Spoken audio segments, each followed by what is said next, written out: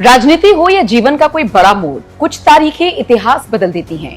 9 मई की उस दोपहर के बाद जब सियासी गलियारों में हलचल तेज थी, हर किसी की नजरें सिर्फ एक शख्स पर टिकी थी, शुभेंदु अधिकारी। शुभेंदु अधिकारी ईश्वरेर नामे शपथ करितेछि जे विधि द्वारा स्थापित भारतेर संविधानेर प्रति आमी अकृत्रिम निष्ठा और आनुगत्य पोषण करिब।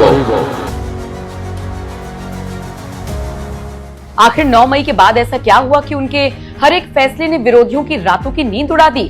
आज की इस स्पेशल रिपोर्ट में हम विश्लेषण करेंगे बंगाल के नए मुख्यमंत्री शुभेंदु अधिकारी के उन बड़े और कड़े फैसलों का जिन्होंने पूरी बिसात ही पलट कर रख दी। 9 मई के ठीक बाद शुभेंदु का पहला और सबसे महत्वपूर्ण फैसला था मंत्रालयों और कमरों से बाहर निकलकर सीधे जनता के बीच जाना। उन्होंने तय किया कि वो अब केवल बयानों तक सीमित नहीं रहेंगे। एसी कमरे नहीं, जमीनी स्तर पर उतरे शुभेंदु। 10 मई की सुबह से ही शुभेंदु ने उन इलाकों का दौरा करना शुरू कर दिया जहां जमीनी स्तर पर काम करने की बहुत जरूरत थी। उन्होंने कार्यकर्ताओं के साथ बैठकें की। इस फैसले का असर ये हुआ कि जिन क्षेत्रों के लोगों में काम की आस नहीं थी, उन्होंने काम की आस छोड़ दी थी, उनमें एक नया जोश भर गया। शुभेंदु ने साफ कर दिया कि उनकी राजनीति का केंद्र अब केवल और केवल जनता की आवाज होगी।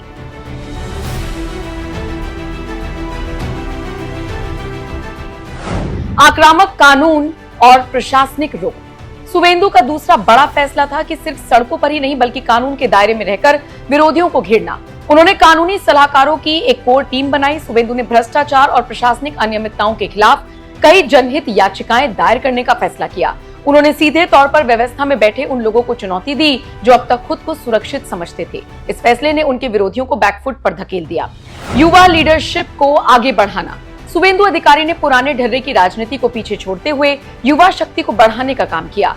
शुभेंदु का सबसे चर्चित और आक्रामक फैसला रहा गुलामी की निशानियों को मिटाना और देश की सड़कों को अपनी असली सांस्कृतिक पहचान देना।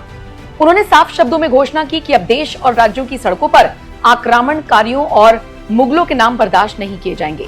शुभेंदु ने इस फैसले के तहत एक पूरी सूची तैयार करवाई जिसमें मुगलों के नाम पर रखी गई सड़कों, चौराहों और पार्कों के नाम बदलकर उन्हें देश के असली नायकों, क्रांतिकारियों और संतों के नाम पर रखने का प्रस्ताव रखा। उन्होंने साफ कहा कि हमारी आने वाली पीढ़ी अकबर या औरंगजेब को नहीं बल्कि देश के महान योद्धाओं को पढ़ेंगी। मंदिरों का जीर्णोद्धार और धार्मिक विरासत का संरक्षण। सड़कों का नाम बदलने के साथ साथ शुभेंदु ने एक और बड़ा मास्टर स्ट्रोक खेला।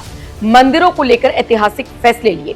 उन्होंने उपेक्षित और प्राचीन मंदिरों के कायाकल्प का बीड़ा उठाया। शुभेंदु ने केवल बयानों तक सीमित न रहकर हर प्रमुख और ऐतिहासिक मंदिर के लिए एक विशेष फंड और बोर्ड बनाने का फैसला किया। उन्होंने घोषणा की कि जिन मंदिरों की दीवारों को इतिहास के पन्नों में भुला दिया गया था, उनका भव्य पुनरुद्धार किया जाएगा। साथ ही पुजारियों के कल्याण और मंदिर परिसरों के सुरक्षा इंतजामों को लेकर कड़े प्रशासनिक नियम लागू किए गए। यही नहीं, सीएम शुभेंदु ने धार्मिक स्थलों से स्पीकर उतारना, महिलाओं को आगे बढ़ाने के लिए तमाम योजनाएं शुरू करना, ममता के बवाली नेताओं की फाइलें अपने हाथों में लेकर जांच शुरू कराने जैसे काम भी किए। इसके अलावा घुसपैठियों के खिलाफ सख्त कदम उठाने जैसे फैसले लेकर शुभेंदु एक्शन मोड में दिख रही हैं। यहाँ तक कि अब तो यूसीसी पर भी शुभेंदु ने सहमति जता दी है। क्या कुछ कहा शुभेंदु ने, आप सुन लीजिए, जिसे जनता काफी पसंद कर रही है, लेकिन अपराधियों के हौसले पस्त हैं। आपका शुभेंदु से जुड़ी इस खबर पर, उनके फैसलों पर और बंगाल का जो कायाकल्प हो रहा है उस पर क्या कहना है, कमेंट करके अपनी राय जरूर दें और बाकी खबरों के लिए एनएमएफ न्यूज देखते रहिए। पिछले सरकार का काम तुष्टीकरण, भ्रष्टाचार, परिवारवाद और बंगाल को पीछे ले जाने का काम किया। ये सब काम तो उनका नहीं करने का मकसद था।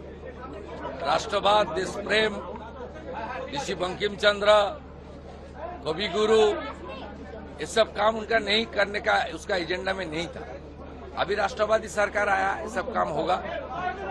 और वंदे मातरम का 150 साल भी चल रहा है। हम लोग बजट में डिक्लेयर किया है एक बड़ा म्यूजियम होगा, नेशनल लेवल का म्यूजियम, वंदे मातरम म्यूजियम। आज ये जो बहुत बारिश हो रहा है, इसकी वजह से थोड़ा सा रेस्क्यू प्रॉब्लम है क्या? रेस्क्यू ऑपरेशन में थोड़ा सा प्रॉब्लम हो रहा था, हुआ है, लेकिन ऑलमोस्ट तो कंप्लीट हो गया है। और बाकी तो पूरा मालवा क्लीन करने का काम तो नॉन स्टॉप चल रहा है। लेकिन क्या सबको निकाल लिया गया है वहाँ से? ये तो बोलना मुश्किल है। ऑपरेशन चल रहा है। ये एनडीआरएफ और आर्मी जब बोलेगा तब कोलकाता पुलिस को मैं जानकारी दे दूंगा। ये मेरा बोलने का ठीक नहीं।